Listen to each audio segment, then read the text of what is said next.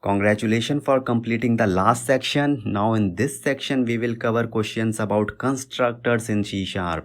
This is the list of 12 questions. Do not worry by the number. They are mostly 1 or 2 minutes long only and they are very easy to understand.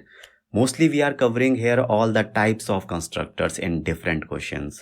The approximate duration of all these questions is just around 8 minutes. What is a constructor? When to use constructor in real application? Here is the class and this is the constructor.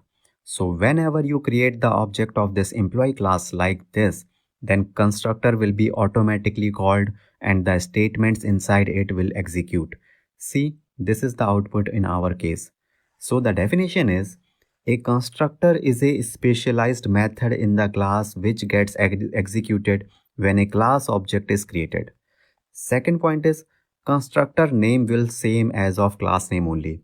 The name must be same because if you will put a different name, then compiler will consider it some other normal method, not the constructor, okay?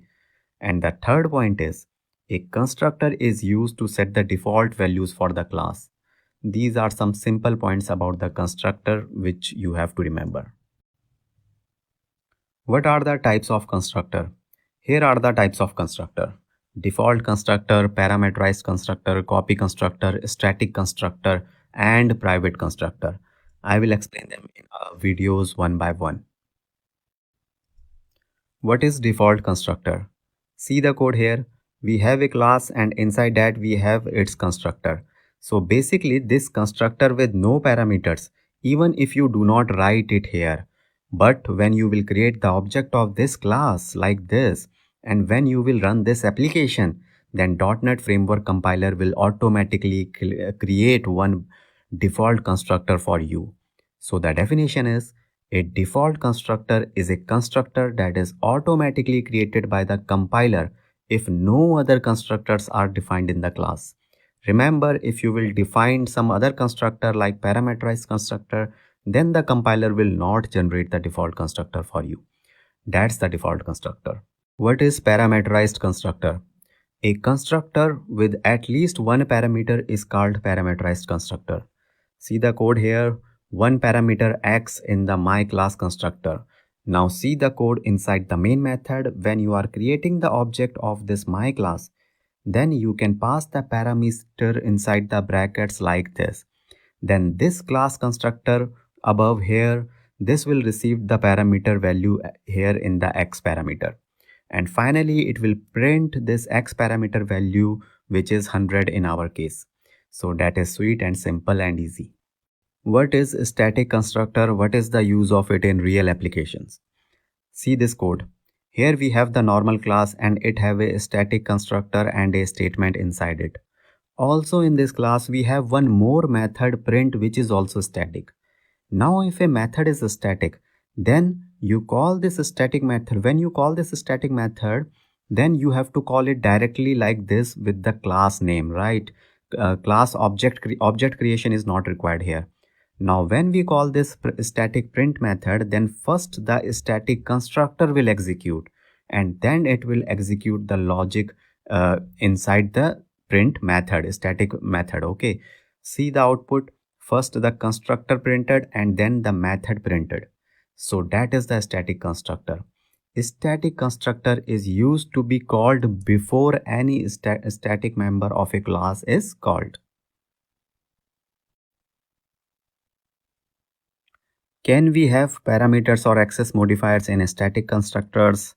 I already explained static constructor and the simple answer is no. A static constructor cannot have parameters or access modifiers in it. What is copy constructor?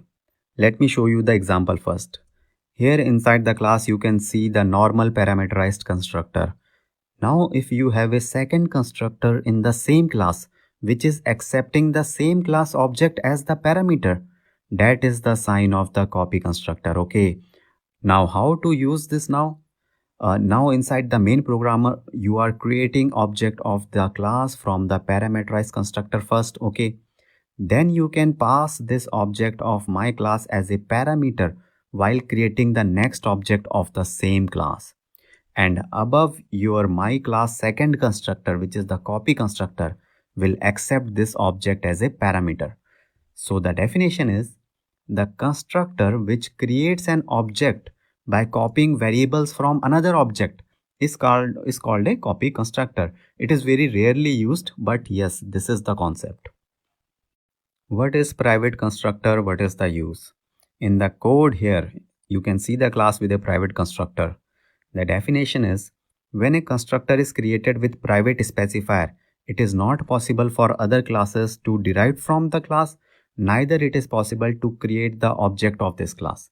For example, if I will create the object of the class here like this, then see, compiler will not let me to do this because this class constructor is private.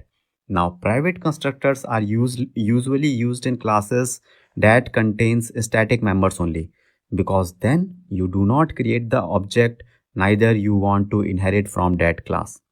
Our practical use of private constructor is singleton pattern.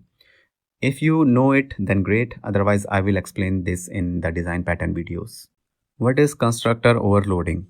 Okay, if here you see the class code, then here we have multiple constructors inside this class. So this is very much possible, okay, like method overloading, where parameters will differ. Similarly, here constructor overloading parameters are different, and you can use these constructors like this. See here, as per your requirement, you can create the object with any number of parameters like this. So the definition is constructor overloading is a technique to define multiple constructors within a class with different set of parameters. That's it. What is destructor? So basically destructor are the opposite of constructor, okay. Here you can see the employee class with constructor and destructor code. Alright, the definition is destructors in C# are the methods inside the class used to destroy the objects of that class when they are no longer needed. Another point is the destructor is called implicitly by the .NET framework garbage collector, meaning you never write this destructor code, okay. .NET framework will automatically call it when the object or the instance of the class is no longer required. So that is the definition and the explanation of the destructor. A scenario-based question on constructors. Can you create object of a class with private constructor in C#? The answer is no. If a class have a private constructor like this, and then you cannot create the object of that class like this, okay, it will give the error. It is not possible to create the object or inherit the class which have a private constructor. If base class and child class both have constructors, which one will called first when derived class object is created? Okay, so we have a base class and derived class and both have their constructors, right? Now when you will create the object of the derived class like this, then see, first the base class constructor will be fired. Short and sweet answer. Alright, now we have the section where we will cover the questions from method parameters, delegates and events. All these topics are related to methods only, okay. Some questions are marked as very important here. For example, this extension method question is very important. The approximate duration of all this question is around 20 minutes. What is a method in C#? This is a very simple and basic. Here is a normal class and this is our normal method. Remember, constructor and property are also specialized methods only, and I have explained them in my previous videos, okay. So the simple definition is a method is a code block that contains a series of statements, okay. All your logic will mostly you will write inside the methods only. That's it.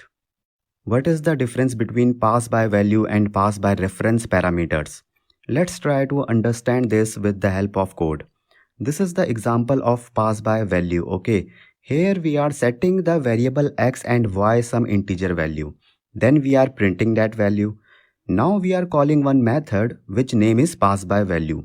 Here we are passing the x and y as parameters, and here is our method. And here after the values via parameter, we are assigning new values to x and y like this.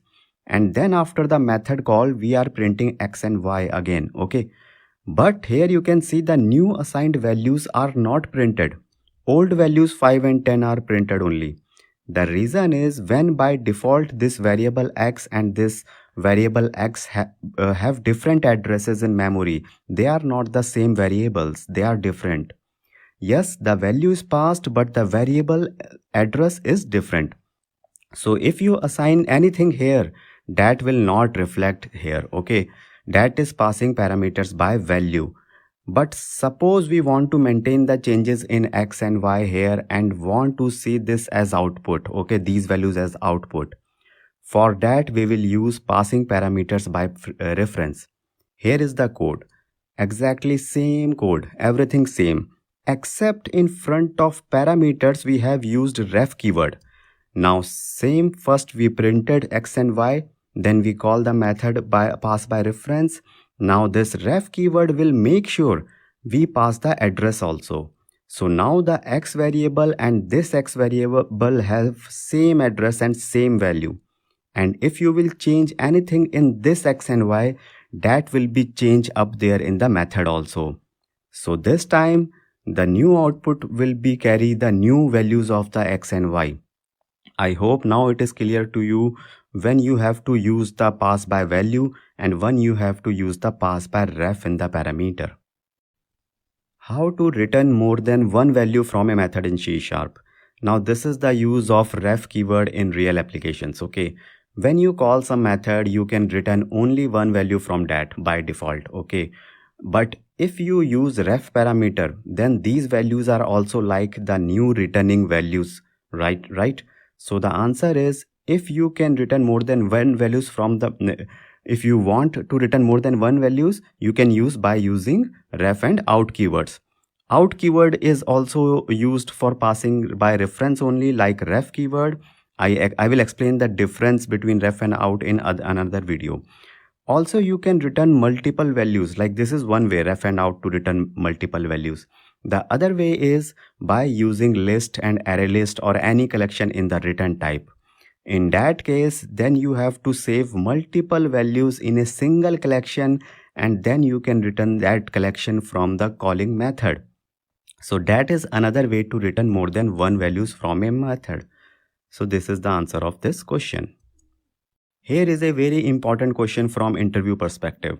What is the difference between out and ref parameters? I already explained ref parameter in my previous video. Here we will discuss the differences. See this code carefully. Here we are using two variables a and b, okay? Then we are passing these two variables using update method. A variable is using out and b variable is using ref keyword. And same way we are receiving here in the method. Now first rule of passing by reference is the address of a and c and b and d will be same, okay? So the changes in variable will persist and maintained. This is the first rule of passing by reference. Now the first difference between these two keywords is, in case of out parameter, no need to initialize out parameter before passing it. See, I have not initialized this variable a, okay? But in case of ref parameter, you must initialize this ref parameter b, else compiler will throw an error. Second difference is, out parameter a must be initialized before returning. See, I set the value of out parameter c equal to 100 here.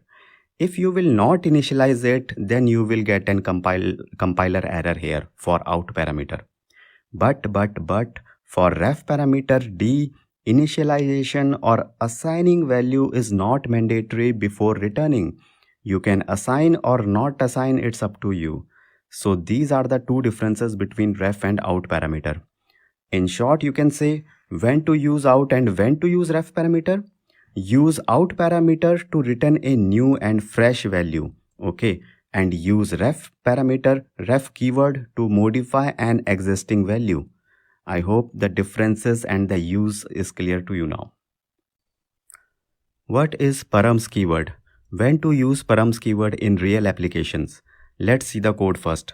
Here you can see inside the main method we are calling add method where we are passing multiple parameters.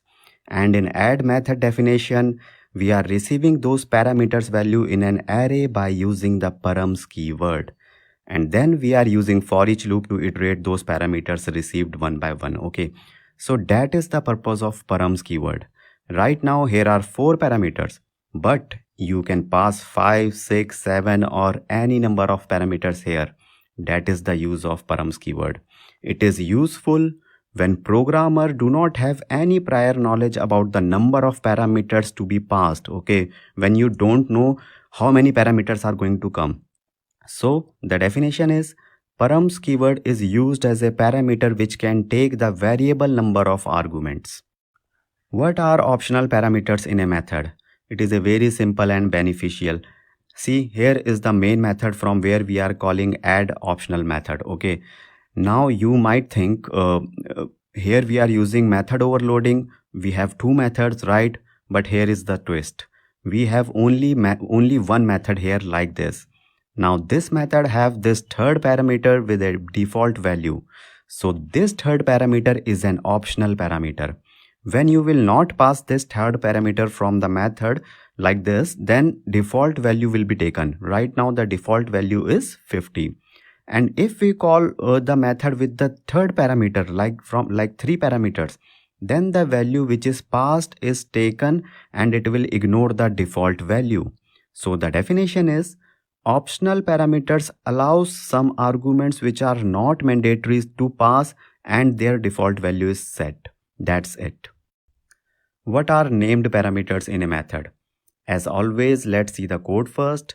See, here inside the main method, we have the normal way to call the method. And another one is with name parameters. Okay, this A, B, C are the name of the parameters. That is why it is called named parameters. And here is the add method definition. Now, what is the benefit of this named parameter here?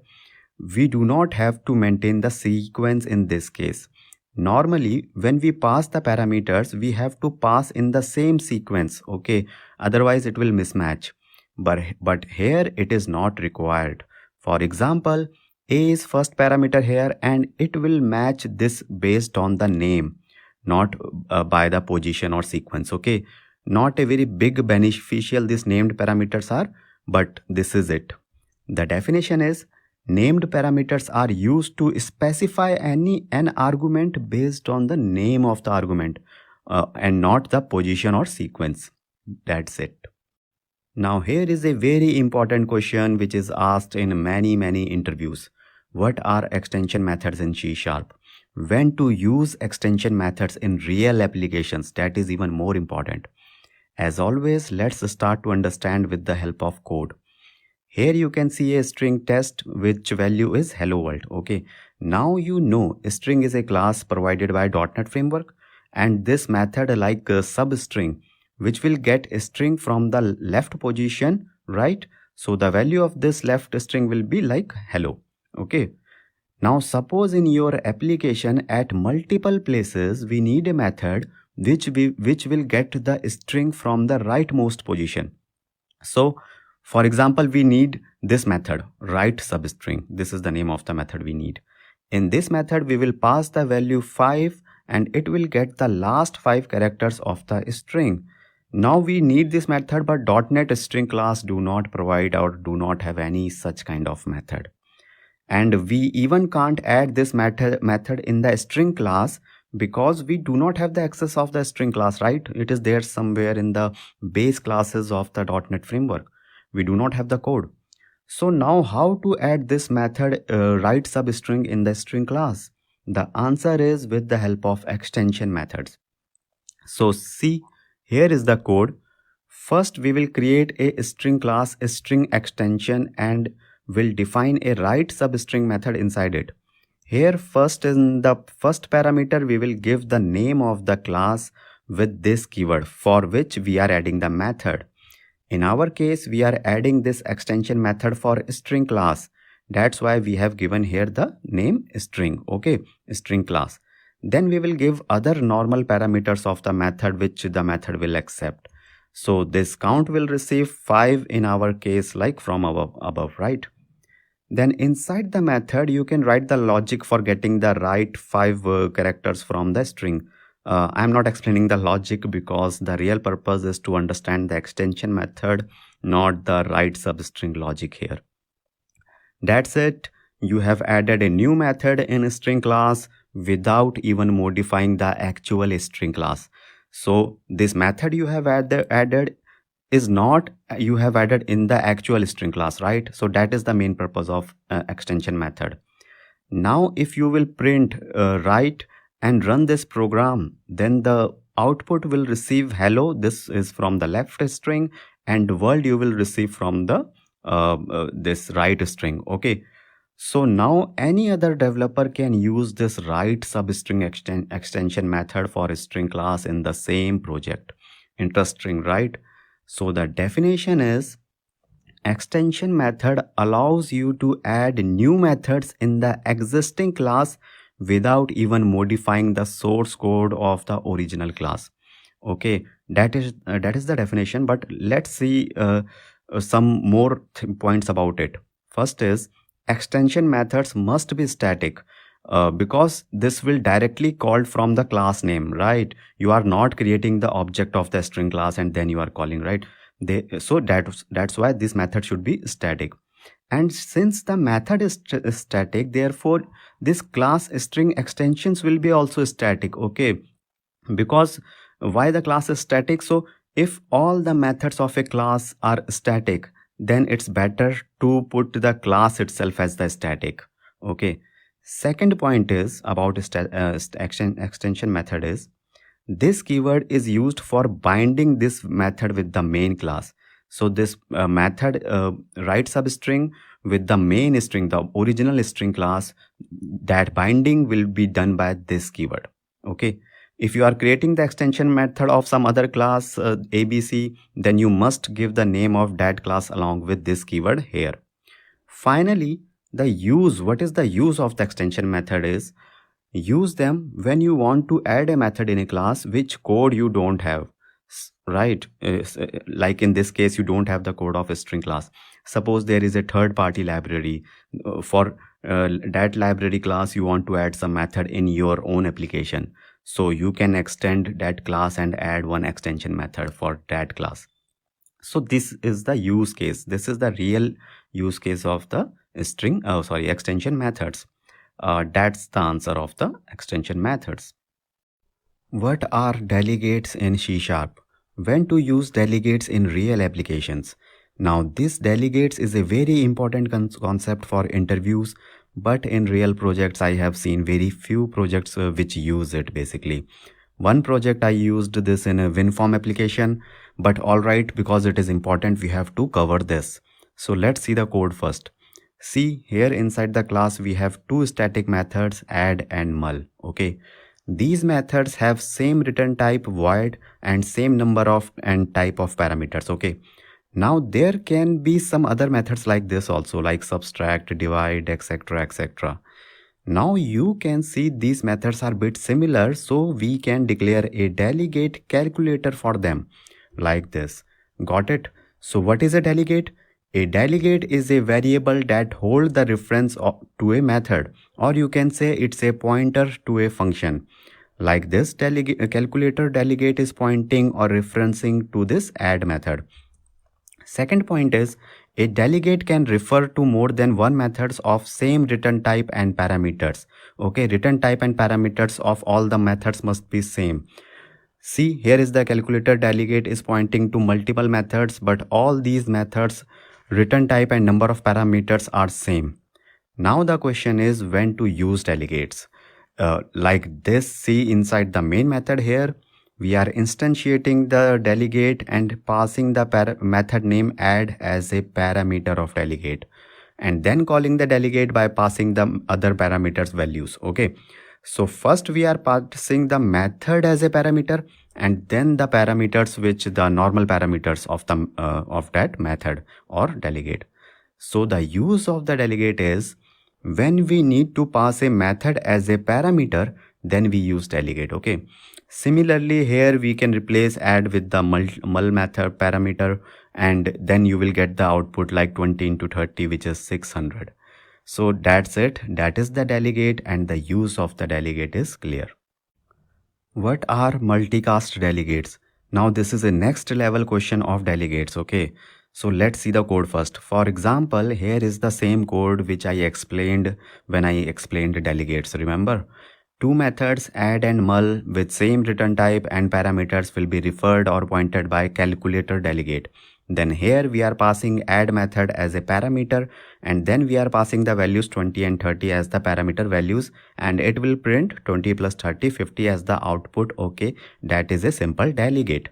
Now what is the multicast delegate? If I will simply add this line, this small code, this means when this delegate is invoked here, then it will first run add function and then it will run multiply function automatically, one by one in sequence. So single delegate now executing multiple methods at the same time, and the output will be like this. This is the addition and this is the multiplication. So the definition is, a multicast delegate in C# is a delegate that holds the reference of more than one function. That's it, easy and simple. What are anonymous delegates in C#? Let's see the code first. Do you see any methods or function here in the class, like except the main method? Do you see any other method here? No, right? But here we have the delegate declared. So what the delegate is doing here? Delegate is a reference to a method, and we have no method here. Then without the method, how can the delegate exist? The answer is, the method body has been provided inline here. See the code between these two curly braces. It is the body of the method, but there is no need to assign it a name. So that is anonymous delegate, which refers to an anonymous method.